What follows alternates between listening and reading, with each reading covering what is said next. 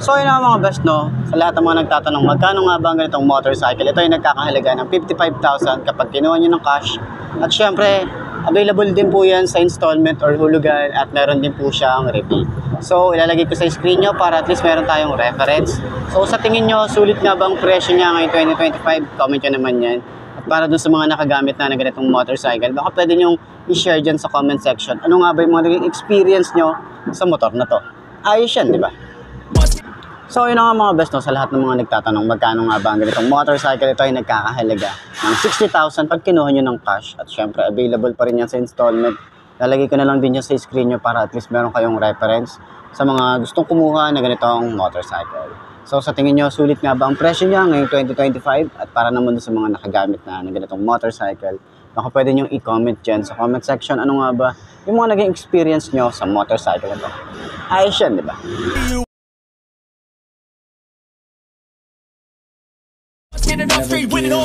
No, we never sit still. It's time to stand up, time to take the red pill. To make this our world, gonna die on this hill. Be ready to fight and be ready to kill. We never give up, no, we never sit still. It's time to stand up, time to take the red pill.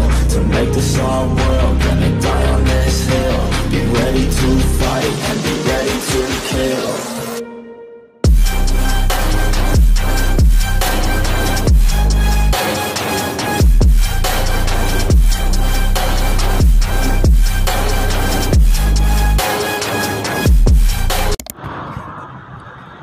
So yun nga ngayong 2025, nakita na rin natin itong bago nilang unit na nilabas na Rusi Fashion 125 Fi na kulay blue. Ganda ng lining niya, ganda ng colorway.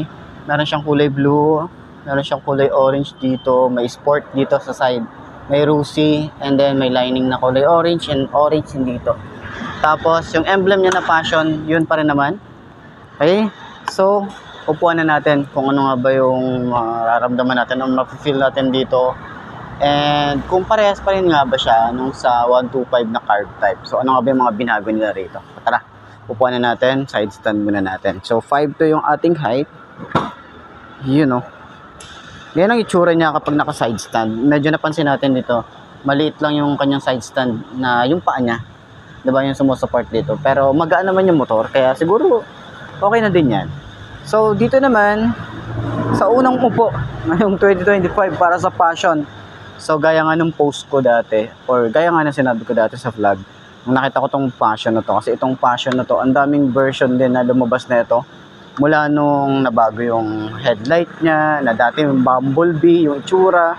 Diba, alam mo naman yung history ng Passion kung talagang legit ka na nanonood sa atin.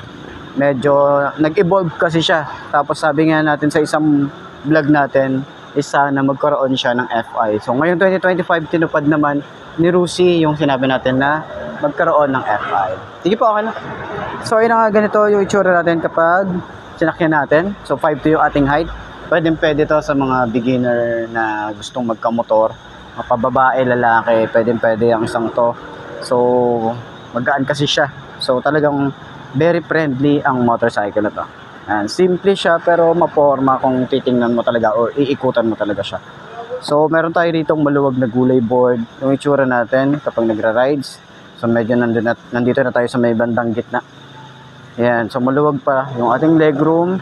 May space pa tayo para sa pinamili natin. Yung shock niya sa harap, maganda yung shock. Sa likod, maganda rin, sobrang lambot to. Yan, lambot niya. So turning radius niya, hindi siya ganun kalawak.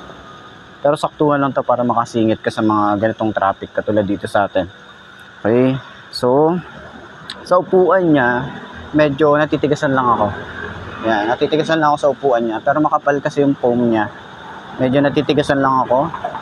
Sa long ride, okay to kasi hindi siya masyadong agad-agad na sumasakit sa puwet. Yun yung kagandahan dito. So kung speaking of long ride, kung pwede ba siya i-long ride sa 125cc, pwede ang isang to. Hindi man siya ganun kabilis or hindi ka naman nakikipagkarera sa daan, may enjoy mo yung mga view gamit tong motorcycle na to kasi hindi man siya ganun kabilis katulad ng iba na motorcycle na 125 pero enjoy naman siyang gamitan, di ba? So Para dun sa mga nakagamit na ng Passion 125, comment nyo naman yun kung ano yung naging experience nyo. Lalo na ngayon, mas pinatipid na siya dahil 125cc nga to. Mas matipid na ngayon. So, sa gas consumption, dahil nga medyo mataas na naman yung ating gasolina, ayan, 125cc, all goods. Naka-air-cooled lang din ang isang to, hindi siya masyadong, yung maintenance natin, medyo low maintenance ang isang to. So, yun lang yung masasabi natin. Okay, so center stand na natin.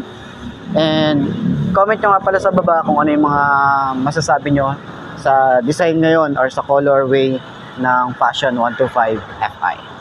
So, center stand natin, kung magaan din ba siya. Center stand. Yun. Sobrang gaan din niya. Ayos.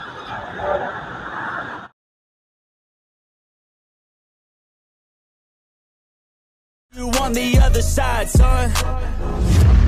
Ain't nobody know what I've been through. Ain't nobody know what I can do. I'm ready to go into battle. I'll put on a show, razzle dazzle. I'm about to take off. Never gonna stop till I'm chilling at the top, yeah. No, I'm about to take off. Never gonna stop till I'm chilling at the top, yeah. So get out my way, I'm here to stay. You can try another day, yeah. Cause I love the taste of winning the race. Gold medal, first place, yeah. Never gonna stop. So, yun ang mga best, no, sa lahat ng mga nagtatanong ng update para dito sa Flex 125. Wala pa naman silang nilabas na bagong colorway, mga bagong kulay na iba't ibang variant, no. So, ngayon, ito pa rin. At dun sa likod, meron tayong mga kulay gray, kulay black. Pero yung decal, yung pa rin naman, wala pa namang update talaga na binabago dito kay Flex. Pero sana magkaroon ng mga update, magkaroon ng keyless. Malay naman natin magkaroon ng keyless. And then gawin nilang liquid cooled. Malay natin sa mga 125cc magkaroon ng ganun. Malay naman natin, di ba?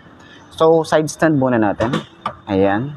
So, sa side stand, gusto ko yung pagkaka-bend niya or pagkakahiga niya. Safe naman siya kahit sa ang parking mo ilagay.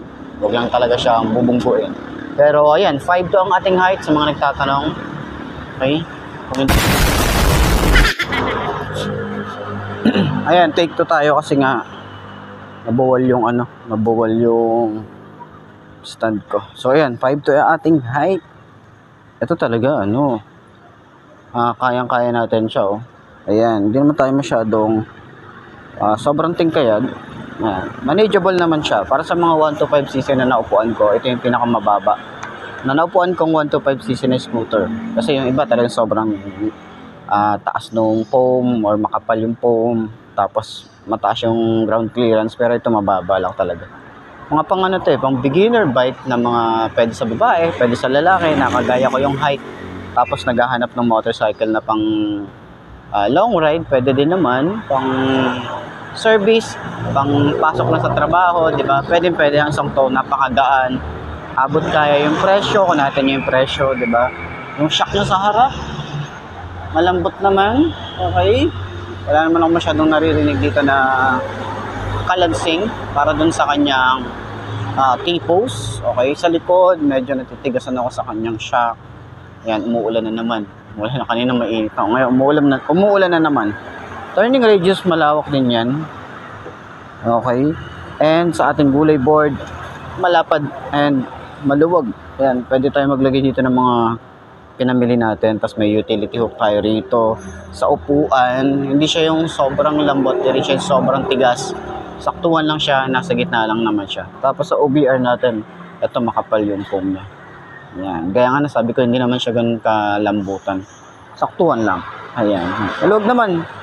Kaya dito, 2 tao kung gaano kabigat yung OBR mo, kayang-kaya nito. Pero syempre, huwag ka mag-expect na sobrang bilis ng motorcycle na to. Saktuhan lang din to. Okay, yung power niya, para sa 125cc na talagang hindi ka naman magpapahuli. Okay. So, yan. Sa tingin nyo, sulit pa rin nga ba ang kanyang looks? And then yung presyo, sulit pa rin nga ba? Comment nyo naman yun sa baba para at least malaman natin yung mga side nyo. Okay, ano ba yung pwede natin i-improve pa sa motorcycle na to para at least marinig tayo ni Rusi. Malay naman natin lahat naman yata ng mga sinabi natin kay Rusi is natutupad naman. Pero, yun nga, no? So, yan. Puntahan nyo na lang yung mga pinakamalapit na Rusi branch dyan sa lugar nyo, sa mga gustong kumuha ng ganitong motorcycle. Yan. Available pa rin naman po ito. Okay? So, marami naman na gumagamit na ito, lalo na sa lugar namin. Marami na gumagamit na ito. So, sa understand natin kung magaan pa rin siya. Sa mga ganito, hindi naman ako nahihirapan. Ayan, sobrang gaan lang na. Hindi katulad sa mga bibigat, diba? Ayos. Gotta stop till I'm chilling at the top, yeah. Gotta stop till I'm chilling at the top, yeah.